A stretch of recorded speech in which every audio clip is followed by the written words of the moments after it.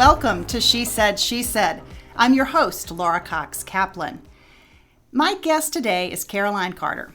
Caroline has helped literally thousands of people deal with their clutter and transform their homes to maximize return on investment when they sell. She is the CEO of a company called Done in a Day. That company specializes in what's referred to as total home transition, what we used to refer to as home staging. It's much more complicated than that. But her job actually requires more than just helping you tidy up and put away a few photographs. She's a part-time therapist, handholder, and trusted confidant to many, many individuals where discretion is key. Caroline is here today to talk about how to tame our emotional attachment to stuff in order to get more bang for our buck when we sell our home. Caroline, my friend, welcome to She Said, She Said. Thank you, Laura. I'm so excited to be here today. Well, I'm so happy to have you. And in the interest of disclosure, you've helped me on pretty much every big girl move that I've had. Absolutely. In the last decade plus. So right. She knows what she's talking about. Let's start with this notion of total home transition, what we used to really refer to as home staging. What is that? Okay, that's a good question. Total home transition is the process that sellers go through from the moment they decide to sell their home through the move process until they unpack the last box in their new home. Okay, it's a 3-part process. Mm-hmm. The first part is to create the perfect listing, to position the house to sell while also preparing for an eventual move to the new house. The middle part of the process we call being in limbo land, which is when your house is on the market. It's this sort of negative roller coaster of feedback you receive from the market at large. And the last part of it is supervising and orchestrating the perfect move for your family.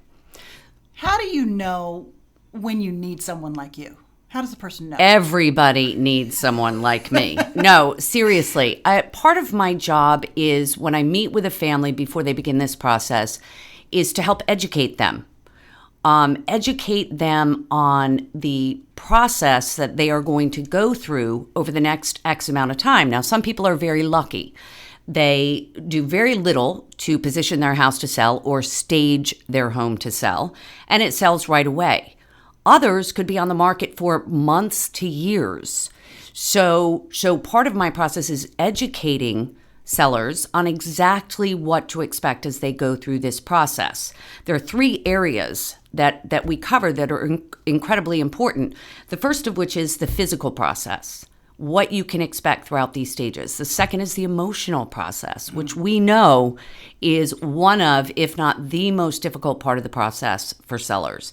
And the third is the financial disclosure.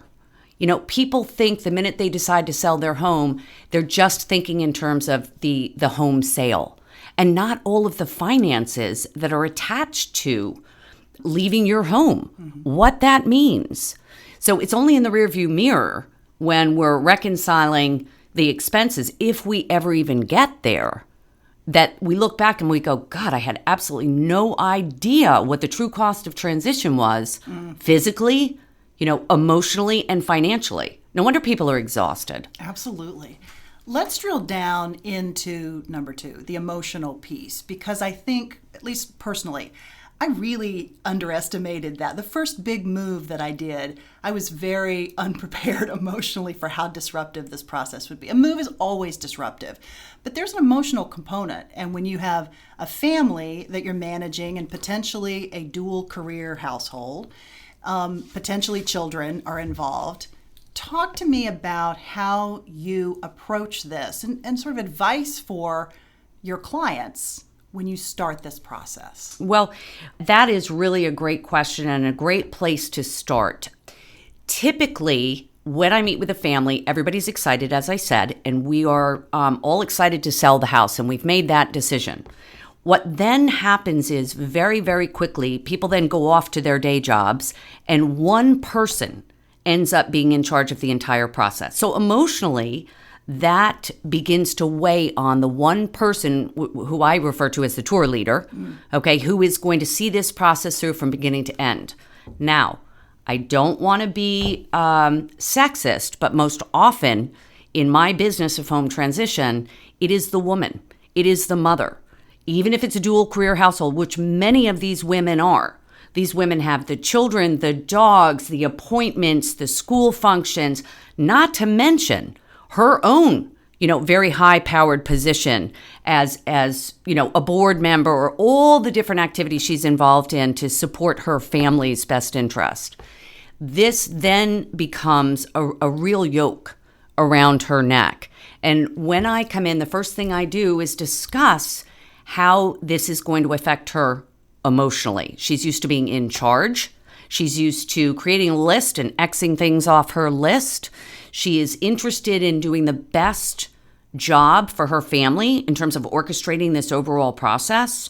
Her husband may be in charge. And again, I'm not being sexist. I'm just saying, he may be in charge of his office, his closet, and the electronics. The rest is up to her. Pretty sure that's what happened at my Yes, house. it was. Yes, it was. So the first thing we talk about really is, okay, how am I going to handle this, and what sort of emotional decisions am I going to be expected to make? Well, the easy decisions are, yes, we've decided to sell the house. So you've already made that emotional decision. What no one prepares you for is the fact that potentially, if you are designing your home to sell, someone is going to come in and potentially change everything that you have so lovingly chosen, built through the years to make that house a home for your family. I often have to come in after decorators that are very well-known decorators that have a signature style. Some of it may or may not be appropriate when you're designing your home to sell. It kills me when I have to address painting over or removing Scalamandre wallpaper. That's difficult. But again, I am here as your seller advocate to help you make the best decisions. So emotionally, it may be very difficult when I say, okay, we're going to start at the most difficult parts of the house, being the attic, the basement, the garage, because the first thing you want to do is something that you can manage, that's manageable for you, that you can check off your list and feel good about. So you'll say, well, why don't we start in the pantry? Because you're more comfortable there.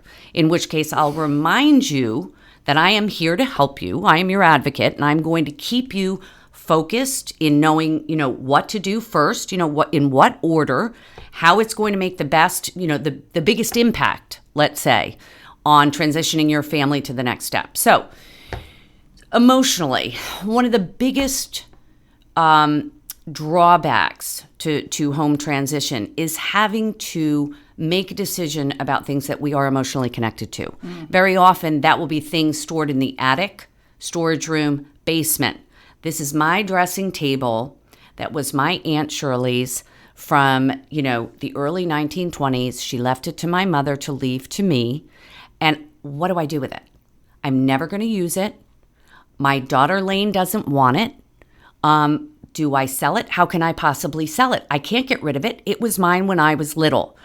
So we talk about decisions like this and how to divorce yourself, or how to walk through the process of not wanting something to end in, a junk pile that's going to the dump, or even a donation pile that you don't have control over where it's going. So we walk through that process and decide what's going to make the most sense for you. Is it going to be to repurpose that piece of furniture? Can you paint it? Can we use it, maybe not in the way it was originally intended, but can we use it some other way? If it's painted with new knobs, can we reposition it somehow? Finally, I can walk you through the best way to dispose of it so that it makes sense for you, so that you can live with that. Meaning, do we take a picture of it and immortalize it in a photo album and then give it to a family through a donation that could really use it as a dressing table for their child or as a desk for their child and feel good about that donation? Part of what you're getting at is this weird emotional attachment to stuff that we have. Absolutely. And what you're outlining are ways to deal with that so that you feel better about basically getting rid of it. That's exactly right. Giving it away. Why do we have such an attachment to stuff? It's a big question and kind of hard to answer, I suspect. But Well, I think it goes to the fabric of who we are as people. We tend to really be emotional about the way we grew up, where we grew up, whether it's good or bad. Part of our story. It's part of our story. It's part of the fabric of who we are.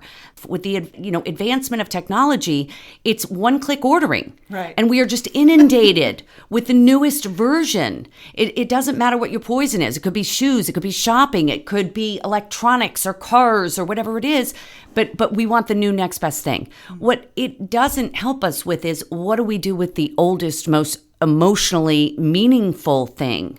Well, one of the interesting things that I explain to people is the self-storage industry, okay, has generated in 2017 alone $32.7 billion in revenue. And what that means to me is that we can't get rid of our stuff. Right, it's fastest growing segment of the real estate market. That's right? exactly right. So the problem here is not how do we get rid of it or should we get rid of it, but examining why we're keeping it. Okay, what is it about that piece? And to try to really drill down deep to answer that question, because once you answer that, you may be able to let it go. That's quite a process to go through. So if you are pressed for time as it relates to putting together a move, sorting and organizing your stuff, so let's say ultimately it becomes necessary for you to secure one of these self-storage areas, which obviously lots of people do, lots which of people is why do. it's Yes. growing by leaps and bounds. That Right. is an investment opportunity for all of us, I would say. But what's your advice for people once you do secure a self-storage facility? What's your advice for sort of dealing with that long term? So the question is long term. Storage is a knee-jerk reaction for people and may often replace what you need to go through to actually touch every item in your house once. During a total home transition, we work with you room by room, okay, to touch each one of these items. There may be some that you can't make a decision on, and we immediately put them to the side and create a TBD pile, to be determined, because those are more difficult emotional decisions to make. For the most part, the sellers that I've worked with through many years are able, if you pre-sort it for them. There are a lot of decisions they can make very quickly, and it helps empower them to feel that they are able to maintain some control of this process. Because one of the biggest fears is, I let people into my home to help me with this process. They're in my underwear drawer. They know all my deep, dark secrets. But in fact, what they do is they work with you to pre-sort these rooms or these items so that you are quickly able to make the best use of your time to say, okay, well, I know I'm not going to use that. So this is going to be pack to store, pack to store, pack to store. That I can definitely donate. That I want to sell. So it helps to keep you on task. Mm-hmm. So with reference to storage, I discuss with clients all the time, you need to ask yourself how long you are willing to pay for storage. Storage is like a deep, dark hole, okay? One of the things that we talk about is how often are you going to access this storage? Is this storage, should this be palletized storage where you're saving it for your children, you're not going to need it for 20 years, you don't need to access it? Sometimes that's really what it is. It's furniture that you want to save for your children, but they're not at the age or they're not at the stage in their lives where, they may be living in a small one-bedroom apartment in New York. They're not married yet. They've said that they want these, this furniture, this artwork, this whatever it is. Mm-hmm. And so that'll go into palletized deep dark storage in a warehouse that you don't need to access. Self-storage means it's accessible. The thing that you need to understand about self-storage is it's difficult to put something in storage and then deal with it. It's like the ability to delay the decision-making associated with what's there. Right. People use storage as a parking place. And what I can tell you, being inside the industry as an advocate for my sellers and know all the ins and outs of the self-storage industry, is you have to be prepared for those costs to incrementally increase every 6 months automatically. Now, most people will continue to pay it because they don't want to deal with it. They're too busy. Okay, I get that. But you will wake up 10 years later, You will go to storage and you will say, oh my God, why did I keep this?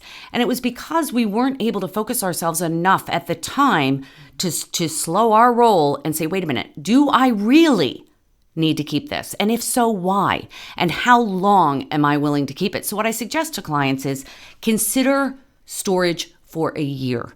It takes a year to fully transition from one home to the next.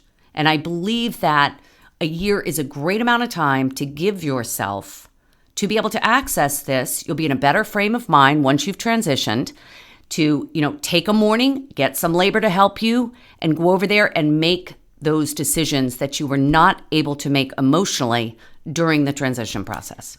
I suspect that people, the out of sight, out of mind Absolutely. phenomenon, it is hard to dedicate the time because the time also requires an emotional commitment to ultimately make decisions Correct. about this stuff.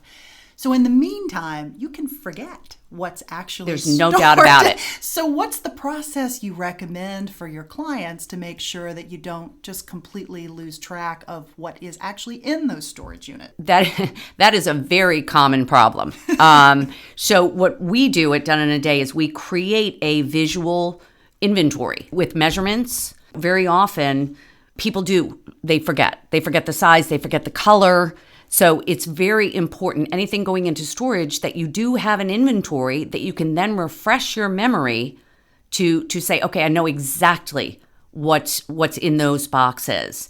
It is truly important, unlike movers, whose inventory very often doesn't make sense. For instance, they will put chair on the moving inventory. That could be a dining room chair, a side chair, a club chair, a Parsons chair, a swivel chair. It could come from all different areas of the house, but yet it's marked on the inventory chair. So we have taken great steps to perfect that process so we know exactly what chair it is. Just like in the boxes, it's important. You can't just say China. You have to be very, very specific about what's in those boxes because you will, in fact, forget. Because you oftentimes are dealing with women, again, that's a generalization, and we're not trying to be sexist here. This is just the reality. It certainly has been the reality in my house. My husband's always been very supportive, but Absolutely. But I end up being the one who works with you and your team, ultimately. So some might call me a bit of a control freak. Really? Maybe have a tendency toward perfection, Yeah. all these nasty words that we talk about on this podcast. And my guess is, since it comes up so often, I'm probably not alone. So how do you deal with that, what tends to be a very female tendency toward perfectionism? And how do you deal with that person who is very precise about how she likes things? Perfection, the idea of perfection is different for different people. But I find that I resonate with the women tour leaders that are charged with the responsibility of transitioning their family from one home to the next, because with this high ideal, I am able to explain to them the process. They understand, they resonate once I educate them on what to expect. Meaning from the beginning to the end, here's what you can expect. Here's how I will work with you and guide you. Here's what you are going to need to focus on, and the rest, I've got your back. We run into an issue when people that are perfectionists and used to, in their daily life, being in charge, they are the decision makers. They are the ones who move their family forward in all of these different areas. And I would come in, or someone in my team would come in and say, okay, I've got your back. It's very difficult for them to give up control. And what I find is that sometimes we have to take a step back. Once the seller gets it and says, okay, I get where you're going with this, we do have to allow them to personalize it in a way that makes meaningful impact for themselves and their families. And then we take a support role, okay?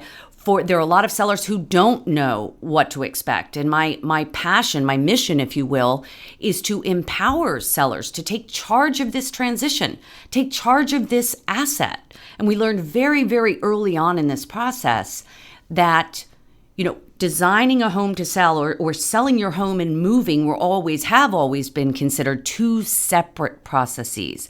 We originally focused on the asset. How do we transition families? How do we prepare an asset to sell for top dollar in a short amount of time? What we quickly learned was that's not where the real opportunity is. The real opportunity is recognizing the total home transition process as one continuous process.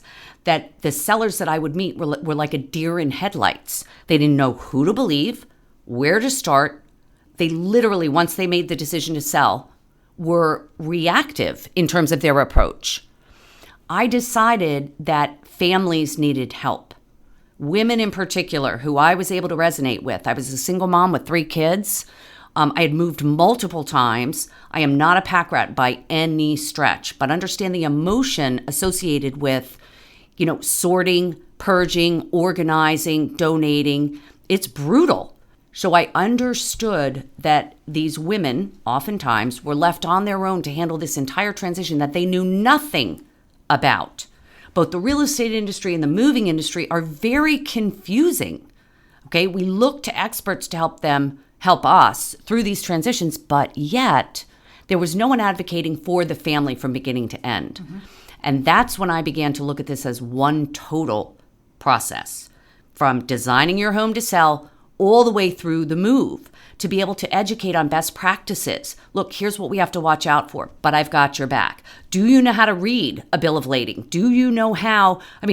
If you are not in these industries, you don't know what constitutes an expert, but we do, which is why we have built this reputation of total and complete trust and discretion. We live in Washington, D.C., after all. We have a lot of, high-powered people in very high places that are extremely private. They want to know at the end of the day, even what we see when we walk into their homes, which is, beautifully displayed and designed. Once we go to the underbelly of the house, they're just like everybody else. Right. They need help just like everybody else. You can't open the attic because the door won't open because it's so full. They don't even know what's up there. So the point is, the emphasis became more about the family.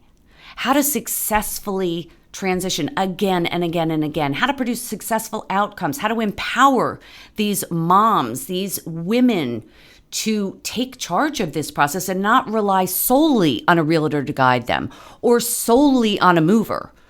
Truly, as a total home transition expert, I am the family's advocate to make sure that you have enough education to be able to make the best decisions for your family. Let's talk about a different type of move. Sure. Increasingly, we're taking care of older, aging parents. You have to deal with a home transition that has a whole different set of emotional components. Maybe one spouse has passed away, and you're having to help a mom or a dad who's aging. Talk about that process, because I'm sure that's a growing part, or is a big part of your client base as well. It is huge. We do a lot of estates. So we very often will work with families that live in different areas of the country that need to, for instance, if there's a final death and we're dealing with an estate, someone, typically us, would go in and begin the purging, sorting, organizing process, so then the heirs can come in and be able to see what they'd like as remembrances from the estate. They are not typically in a position where they can take weeks off at a time to go through a large home where everything is mixed together. Your Baccarat crystal is next to the Polish lead crystal. They need someone who can tell the difference to be able to help them make sense out of what is an overwhelming process. Where do we start? What we typically do is we will guide them in terms of when it's appropriate to reach out to auction houses, what could be consigned. We are looking for rare objects or collections, whether it's first editions of books or hand-painted china. We did an attic one time, and the gentleman who was still one of my absolute favorite movers was moving to assisted living. He lived in his house for 40 years. And when doing the basement, he said, I don't want any of that. And I said to him, Chuck, that's not my decision to make, but what I'm going to do is I'm going to pull out anything that looks to be of value, and then we'll look at it. And as it turned out, one of the bowls that I found was really sort of strange looking, turned out to be an ancient Inuit artifact and sold for $17,000 at auction. Oh my goodness. So no one was more surprised than Chuck, who danced happily to the bank with his check. But it just begs the point that not everybody's an expert in every area. And so it's important to understand when to bring in an appraiser. So those are some of the services that we provide during this extremely emotional time. We like to be a source of trust and guidance, expert guidance. It's certainly not up to me to value an Inuit bowl, but to know when it's time to bring in an expert in a particular field. Yeah. So let's talk a bit about entrepreneurship. Okay. You started this business how many years ago? It's 13 and a half now. 13 and a half years ago. And you started it not because you had a burning desire to be a home transition expert, but really out of necessity, not great circumstances. Let's talk about what that process was like in building a business. Tell me your story. It was difficult. I'd love to say brutal, but I was married for 12 years, had 3 beautiful little children, had not worked in 12 years, had full-time help, lived in a $2 million house surrounded by my Heron and Baccarat and beautiful furniture. But then my ex-husband and I separated, and my life changed overnight because we decided to separate. And anybody that knows anything about child support understands that you certainly can't live in this area on child support. As I said, I hadn't worked in 12 years, although I was always in sales and marketing, and I'm a very outgoing, gregarious person. And I remember thinking, okay, I have to go back to work now. What am I going to do?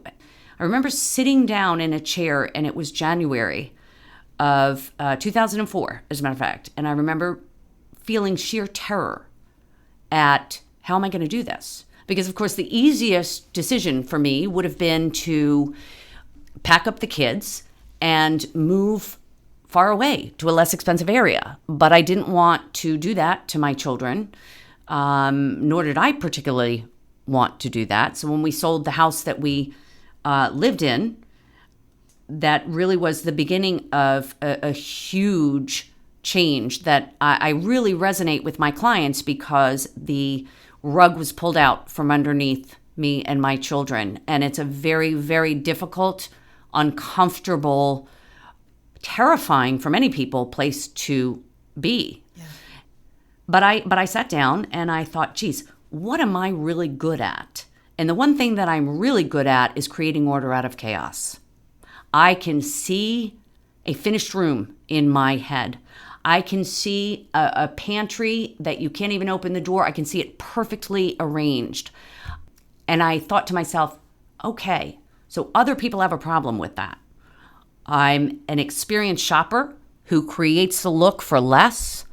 And I love teaching, educating, empowering.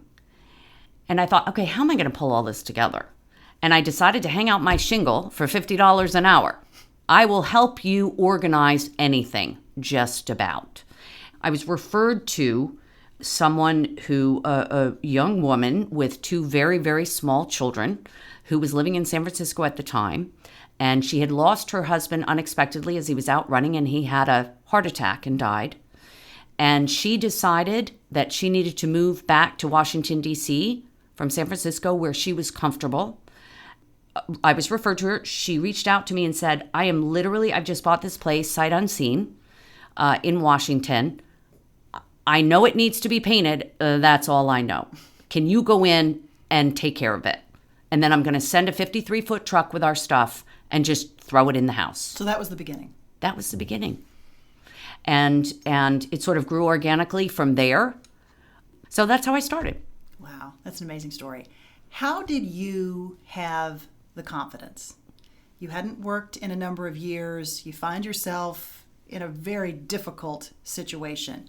that can be hard to muster the confidence to put one foot in front of the other and say, you know what, I've never done this, but I'm going to do it. It's still hard, Laura. You know, as an entrepreneur, you have to psych yourself up every morning. It's still challenging, but I know that the message, I'm a truth teller, and I believe in empowering families, in this particular case, to take charge of their own transition and understand what they need to do to create a positive, more positive than negative transition for their own families. It's not rocket science, but there is a science to it. Mm-hmm. And I believe in telling the truth early and often. And I thought, if I look at this project and give it everything I have and use the skills and abilities that I know are somewhat unique, meaning if everybody could do this, they would be doing this. If everybody could be an entrepreneur, they would. Not everybody is driven internally. I happen to be driven internally, and I compete most often with myself, which is scary because again, we talked about being a perfectionist.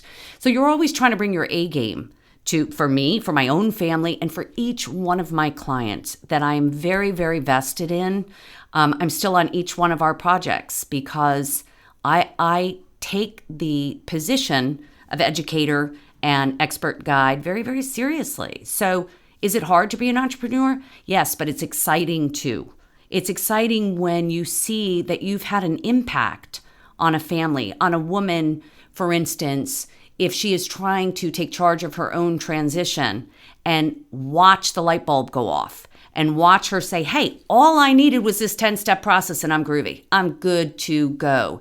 And see the genuine relief, to see the confidence come back. We see people in all states of brokenness throughout this process because it is an emotional roller coaster. Even under the best of circumstances. There is right? no doubt about it. And what I tell people is really expect the unexpected, but I've got your back. Because I know after transitioning over 2,000 families, what the unexpected things are. And I'm prepared for them on your behalf. So would I be anything other than an entrepreneur? Gee, I don't know. But I do know that I have the ability to do this and change families' outcomes one family at a time. So I think I'm pretty happy where I am right now. How do you define success for yourself? Well, as a single mother, I will tell you that the reason I am in this business is financial. I just finished educating one child, and I've got, over the next 4 years, 2 more in college. For anybody whose children are college age, this is not an insignificant amount of money. My promise to my children as a single mother is to educate them to the best of my ability. So I am financially driven first. I'm sorry if that's not politically correct to say, but it's the reality of my life.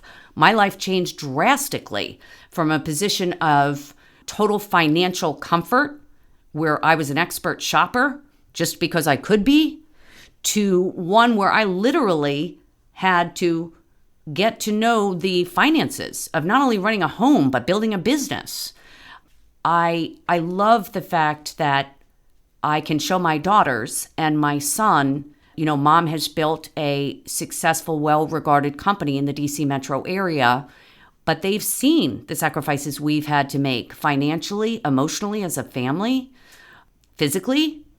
We had to downsize from a large, beautiful, stately home to a crack shack. No updates to it for the past 30 years. And an older couple had aged out of it. And we made it our project as a family. What advice do you have for other entrepreneurs? Or maybe other women who find themselves in a similar circumstances? Maybe they've gone through a divorce, maybe they've lost a spouse, or maybe they haven't been in the workforce and they're trying to make an idea happen. That's a great question. The first thing I would tell them is what I tell my sellers. Okay, this is a marathon, not a race. Breathe. Every day's a new day. Bring your A game. Take care of yourself. This sounds very basic, but take care of mind and body. They are wholly connected. and believe in yourself, because everybody has a unique message.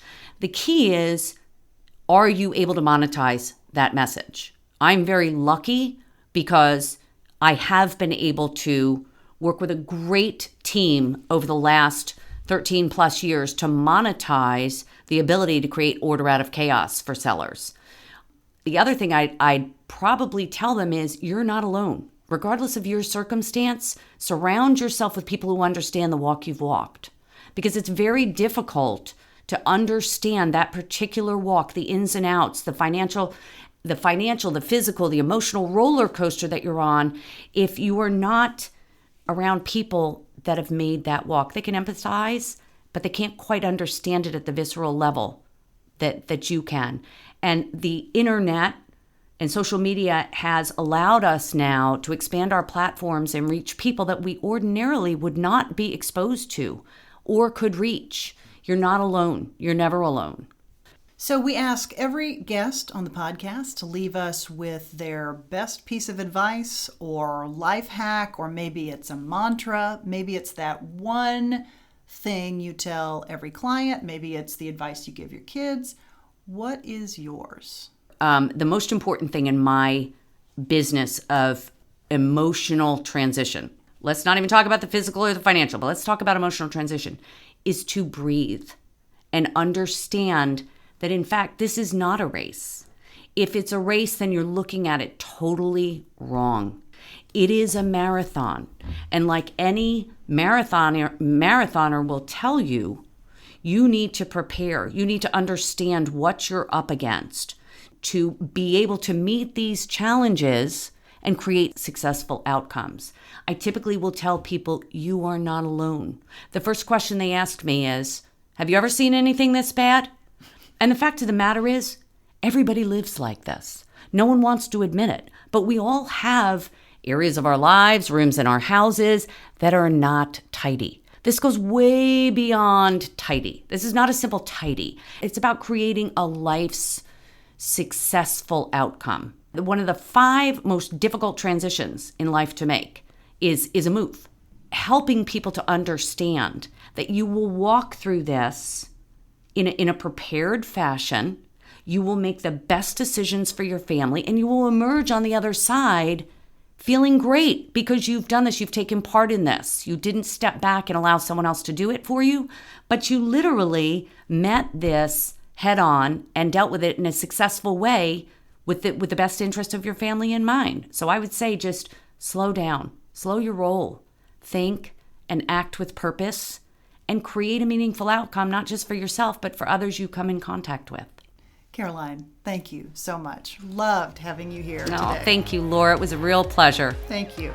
To learn more about Caroline, you can visit our website at www.shesaidshesaidpodcast.com. You can also follow our content on Facebook, Instagram, LinkedIn, and Twitter. And if you're enjoying this podcast, we would greatly appreciate a review. Please let us know what you think. Thanks, as always, for listening.